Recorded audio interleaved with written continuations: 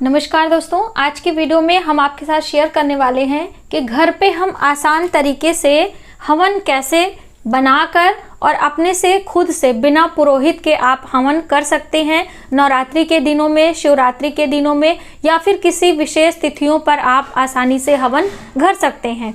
इसके लिए आपको अपने घर में कुछ छोटी मोटी चीज़ों का एकत्र करना होगा, जैसे कि ये है हवन सामग्री। आप देख सकते हो हमने इसे घर पे बनाया है। हमारे चैनल पर आपको डिटेल में जानकारी मिल जाएगी इसमें कैसे क्या हमें डालना चाहिए और कैसे शुद्ध हवन सामग्री हम घर पे बना सकें। इस तरह से हवन सामग्री आप बना लें और कुछ संविधाओं को ले लें, जैसे कि यहाँ पे हमने ये आम की लकड़ियाँ ली हैं और विशेष प्रकार की लकड़ियाँ, जैसे कि नवग्रह शांति के लिए अलग अलग प्रकार की लकड़ियों का इस्तेमाल किया जाता है, जिसमें से शमी की लकड़ी है, बेल की लकड़ी है, मदार की लकड़ी है। वो सब हमारे चैनल पर आपको जानकारी मिल जाएगी।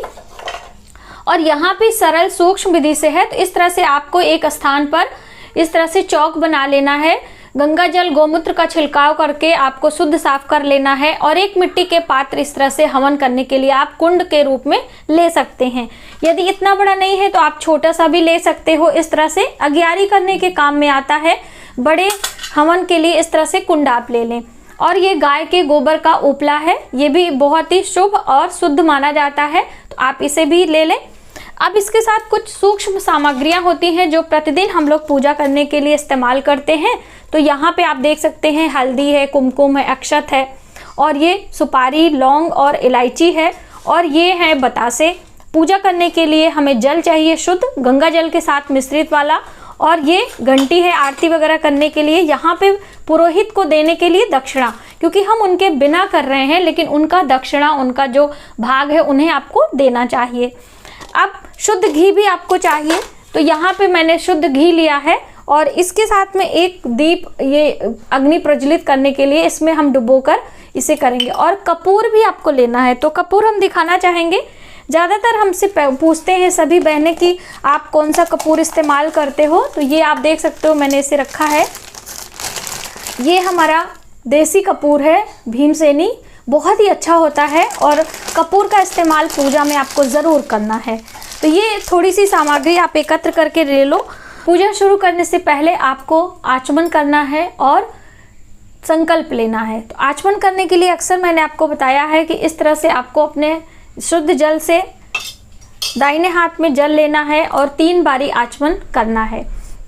तीनों बारी में आपको क्या मंत्र बोलने हैं वो भी आप समझ लें। ओम केशवाय नमः, ओम नारायणाय नमः, ओम माधवाय नमः। 3 बारी मंत्र बोलकर चौथी बारी आपको हाथ धो लेना है। हाथ धोते समय आपको बोलना है ओम ऋषिकेशाय नमः। आचमन करने के बाद आपको संकल्प लेना है। तो हाथ में इस तरह से आपको अक्षत, पुष्प और थोड़ी सी जल आप डालकर यहाँ पर अक्षत के साथ में और संकल्प लेंगे। आपको बोलना है, हे ईश्वर, जिस भी देवी देवता के निमित्त आपको हवन करना है, यानी जैसे नवरात्रों के दिनों में माँ दुर्गा के निमित्त हम करेंगे, तो माँ देवी के नवरात्रों में हम हवन करने के संकल्प लेते हैं। जितना भी मंत्र 108 बारी, 51 बारी जो भी है, इस तरह से करके हमारा हवन संपूर्ण हो। आपकी कृपा हमें चाहिए। भगवान गणेश का नाम लेकर यहाँ पे ये अग्निकुंड जहाँ पर है, आपको इस तरह से जमीन में आपको डाल देना है। ये आपकी संकल्प की विधि है। दक्षिणा आप एक साथ रख लें। सभी दक्षिणा को आप जब पुरोहित को मंदिर में कुछ अनाज दान करने जाएंगे, उन्हें आप उनको देकर उनका आशीर्वाद आप ले सकते हैं। इसके बाद हवन करने से पहले आपको यहाँ पे भूमि पूजन करना चाहिए, क्योंकि आप भूमि पर हवन कर रहे हैं, तो आप पूजन कर लें, यानी कि जल छिड़काव करें। हल्दी, कुमकुम, अक्षत से हम पूजन करेंगे और कुंड का पूजन करेंगे। ठीक है, तो यहाँ पे अक्षत आप डाल दीजिए, थोड़ी सी पुष्प आप डाल दीजिए और कुछ मिष्ठान, तो जो मैंने बतासे लिए हैं वही यहाँ पर ले लेंगे। और थोड़ी सी धूप दीप आप दिखा दीजिए। तो ये दीप धूप हम प्रज्वलित कर लेते हैं और एक घी का दिया ले लीजिए। इस तरह से आपको एक दीप जला लेना है और ये धूप प्रज्वलित करना है। तो दीप रखकर पहले आप दीप की पूजन कर लीजिएगा। ये पहले भूमि पूजन हम कर रहे हैं, तो भूमि को हम धूप दीप दिखाकर इस तरह से आपको प्रणाम कर लेना है। यहाँ पर दीप का पूजन करेंगे, जल घुमाएंगे, अक्षत, पुष्प, हल्दी, कुमकुम आदि से दीप देवता का पूजन करेंगे। ये इस तरह से सभी चीज़ें यहाँ पर हम डालेंगे और थोड़े से पुष्प रखेंगे। ठीक है, इस तरह से पुष्प रखकर आप दीप देवता को प्रणाम कर लें।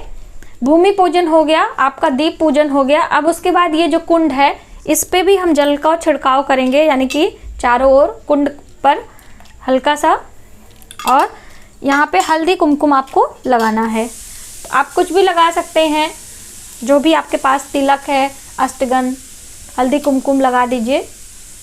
आप चाहें तो स्वस्तिक का निशान भी बना सकते हैं। थोड़े से पुष्प चढ़ा दीजिए। ये पुष्प यहीं पर रख देंगे नीचे हम। अब आपके कुंड का पूजन हो गया है। क्योंकि ये मिट्टी का पात्र है तो आपको अलग से कुछ ज़्यादा करने की ज़रूरत नहीं है।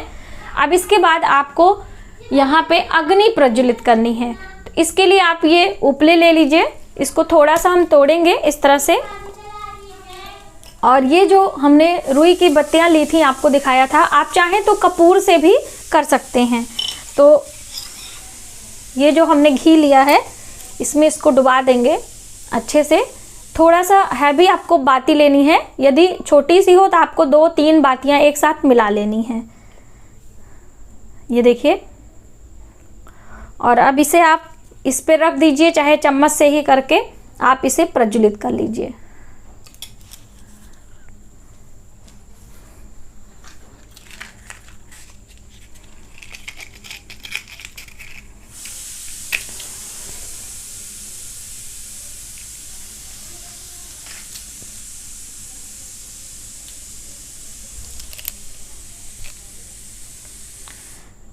इस तरह से दीप आप प्रज्वलित कर लीजिए और इसके अंदर आपको दीप इस तरह से रख देना है। अब इसके ऊपर से आपको चाहें तो उपले रख दीजिए, ये यहाँ पे थोड़े से, और लकड़ियाँ रख दीजिए। ठीक है, तो ये जो लकड़ियाँ हैं मैंने बहुत छोटी छोटी इसे तोड़ ली हैं, और इसमें थोड़ा सा आप घी लगा दीजिए, क्योंकि ये सूखी लकड़ियाँ, ये, और आहिस्ता आहिस्ता आप रखिएगा वरना बुझ जाएंगी। जी, धीरे धीरे आप देख सकते हैं यहाँ पे दीप की वजह से जो हमारी लकड़ियाँ हैं इसमें घी लगी हैं, तो ये धीरे धीरे प्रज्वलित होने लगेंगी।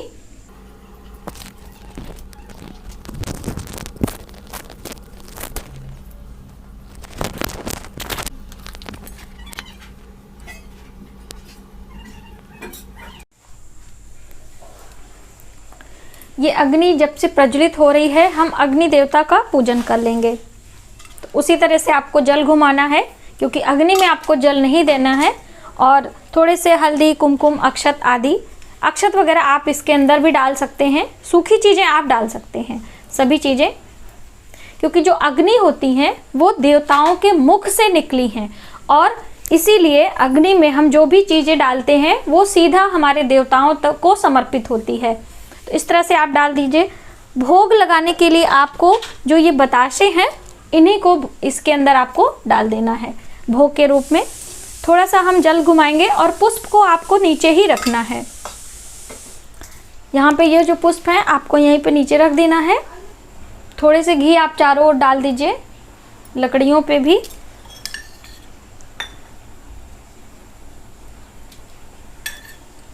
इस तरह से आपका अग्नि पूजन हो गया। भूमि पूजन, कुंड का पूजन, दीपक पूजन और अग्नि पूजन। अब उसके बाद आप हवन की विधियां शुरू कर सकते हैं भगवान गणेश का नाम लेते हुए। पहले आपको भगवान गणेश के नाम से इसमें आहुति डालनी है। आहुति की मुद्रा भी आप समझ लीजिए, इस तरह से अपने दोनों उंगलियों को आपको रखना है, और मृगी मुद्रा इसे कहते हैं। तो इस तरह से आपको दोनों उंगलियों के बीच में अंगूठे से इस तरह से दबा के, और ओम गणेशाय स्वाहा, स्वाहा आपको जरूर नाम लेना है। स्वाहा अग्नि देवता की पत्नी है। ओम इंद्राय स्वाहा, ओम प्रजापतये स्वाहा, ओम अग्ने स्वाहा, ओम सोमाय स्वाहा, ओम भू स्वाहा, ओम भुवः स्वाहा, ओम विष्णुवे स्वाहा, ओम संभवे स्वाहा, ओम लक्ष्मणे स्वाहा, ओम भूमये स्वाहा, ओम चंद्रमसे स्वाहा, ओम भौमाय स्वाहा, ओम बुद्धाय स्वाहा, ओम बृहस्पतये स्वाहा, ओम शुक्राय स्वाहा, ओम शनिश्चराय स्वाहा, ओम राहुआय स्वाहा, ओम केतवाय स्वाहा। इस तरह से आपने ये नवग्रह के लिए आपको सबसे पहले आहुति देनी है और उसके बाद सभी जो आपके कुल देवता हैं, ग्राम देवता हैं और आपके पितृ देवता हैं, उनके नाम से आपको आहुति देनी है। कुल देवताए स्वाहा, ग्राम देवताए स्वाहा, पितृ देवताए स्वाहा। अब आपको जिस भी देवी देवता के नाम से हवन करना है उनका नाम लेना चाहिए। जैसे कि देवी दुर्गा के नाम से आप कर रहे हैं तो ओम ऐं ग्रीं क्लीं चामुंडाय विच्चे जो नवाण मंत्र है उस मंत्र से आप जब हवन कर सकते हैं, या फिर जो ओम दुम दुर्गाय इस मंत्र से आप हवन कर सकते हैं, या फिर आपको देवी दुर्गा के जो 108 नाम हैं उसका भी कर सकते हैं, या फिर देवी दुर्गा के जो 32 नामों की माला है उससे भी आप हवन कर सकते हैं। ओम दुर्गा स्वाहा, ओम दुर्गार्ति शपदमनी स्वाहा, दुर्गापदेव निवारणी स्वाहा, दुर्गमच्छेदनी स्वाहा, दुर्ग साधनी स्वाहा, दुर्गदोद्वारणी स्वाहा, दुर्ग निहंत्री स्वाहा, दुर्गमापः स्वाहा, दुर्गदोद्वारणी स्वाहा, दुर्ग निहंत्री स्वाहा, दुर्गमापः स्वाहा, दुर्गम ज्ञानदा स्वाहा, दुर्गदैत्य लोकादामनला स्वाहा, दुर्गमा स्वाहा, दुर्गमा लोका स्वाहा, दुर्गमात्मस्वरूपिणी स्वाहा, दुर्गम मार्गप्रदा स्वाहा, दुर्गम विद्या स्वाहा, दुर्गमाशता स्वाहा, दुर्गम ज्ञान संस्थाना स्वाहा, दुर्गम ध्यान भासनी स्वाहा, दुर्गमोहा स्वाहा, दुर्गमंगा स्वाहा, दुर्गमा स्वरूपिणी स्वाहा, दुर्गमा सुरसहंत्री स्वाहा, दुर्गमा युद्धधारिणी स्वाहा, दुर्गमांगी स्वाहा, दुर्गमता स्वाहा, दुर्गम्या स्वाहा, दुर्गमेश्वरी स्वाहा, दुर्गभामा स्वाहा, दुर्गभा स्वाहा, दुर्गभा दारिणी, दुर्गदारिणी स्वाहा। ये माँ दुर्गा के 32 नामों की आहुति है। इस तरह से आपको आहुति देनी है और बीच में जैसे ही आपकी ये लकड़ियाँ आपको लगे कि फिर से जो है इसमें अग्नि प्रज्वलित की ज़रूरत है तो आप थोड़ी सी लकड़ियाँ यहाँ पे ऐसे रखते जाइए और अपने हवन को संपूर्ण कर लीजिए। अब दोस्तों माँ लक्ष्मी के नाम से आपको बतासे में आपको इस तरह से लौंग लगा लेनी है और ये विशेष आहुति होती है। इस तरह से आप 11 बारी, 21 बारी, 5 बारी, 7 बारी कैसे भी करके आपको इसे घी में डिप करना है इस तरह से, और भी आप घी ले सकते हैं। और इस तरह से आपको 5 बारी आहुति देनी है माँ लक्ष्मी के नाम। माँ लक्ष्मी का मंत्र भी बोल सकते हैं, ओम लक्ष्मी स्वाहा। आपको नमः नहीं लगाना है, तो हर बारी से आपको एक बताशा और 2 लौंग फूल वाली होनी चाहिए और इस तरह से रखकर आपको आहुति देनी है। दोस्तों पूर्ण आहुति देने के लिए ये पान का पत्ता आप लेंगे और इसी में जो बची हुई आपकी हवन सामग्री है वो एक बताशा और एक सुपारी ले लीजिए। ये सभी चीज़ें इस पर हम डालकर और इसे इसमें ऐसे पलटकर और खड़े होके पूर्ण आहुति देनी चाहिए। तो आप खड़े हो जाइए और इस तरह से ऐसे डाल के और ये पान के पत्ते को हम हटा लेंगे। बहुत सारे लोग इसमें डाल देते हैं, लेकिन हमारे गुरुजी ने बताया था कि ये हरा पान हमें नहीं डालना है, यहीं पे आपको रख देना है। इस तरह से आपका हवन संपूर्ण हो गया। आप चाहे जितने मंत्रों की आहुति देकर कर सकते हैं। जब भी आपको लगे कि आपका हवन थोड़ा सा मंद हो रहा है, अग्नि कम हो रही है, थोड़े से कपूर आपको लेकर हम यहाँ प्रज्वलित करके दिखाएंगे। आप इसमें डालेंगे तो अग्नि अच्छे से प्रज्वलित हो जाएगी। तो ये कभी भी हाथ से ना करिएगा, एक आप चम्मच ले लें इस तरह से। ये आप देख सकते हैं जैसे ही आपने कपूर डाला अग्नि प्रज्वलित हो गई। तो जब भी आपको लगे कि आपकी अग्नि थोड़ी मंद है तो कपूर से आपको प्रज्वलित करके अपनी आहुति को संपूर्ण करना है। बीच में आप रुक भी सकते हैं, ऐसा नहीं है कि लगातार आप करेंगे। और जब आपका हवन संपूर्ण हो जाए जल घुमाएंगे और अग्नि देवता को प्रणाम करेंगे। सभी देवी देवताओं को नमस्कार करना है और अपने पूर्ण आहुति के लिए भगवान से प्रार्थना करनी है कि जो कुछ भी मैंने ये कम अधिक किया है वह सब आप इसे स्वीकार करें और हमारे इस हवन को संपूर्ण करें। उसके बाद फिर आपको आरती करनी है। इस तरह से दोस्तों आपको आरती ले लेनी है और अब आप माँ दुर्गा की यानी कि जिस देवी देवता के निमित्त व्रत कर रहे हैं उनकी आरती करनी। तो दोस्तों ये थी संपूर्ण जानकारी हवन विधि की और सूक्ष्म जानकारी हवन बनाने की। हमारी वीडियो आपको थोड़ी सी भी हेल्पफुल लगे तो प्लीज़ वीडियो को लाइक करें, शेयर करें, सब्सक्राइब जरूर करें नए वीडियोस के लिए। मिलते हैं एक नई जानकारी के साथ नए वीडियो में, तब तक आप अपना ख्याल रखें। जय माता दी।